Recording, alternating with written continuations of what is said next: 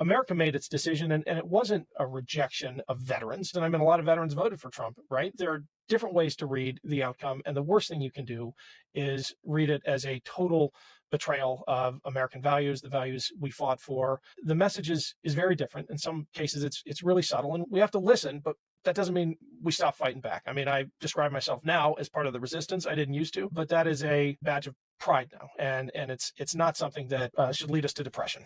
Yeah, well, I mean, a good friend of mine, Dave Chasteen, Army vet, chem officer, was also a pastor of some kind at some point, and he said to me once that if America were a religion, veterans would be the clergy. And I think that in this time of division and strife and all the threats that are facing our democracy and facing democracies abroad, we have to hold the line for American values. And it's not just Democrats. I think that's a really important takeaway from this election that I hope people process. I mean, now I'm also leading a group called Independent Veterans of America. 50% of the country doesn't have a party affiliation.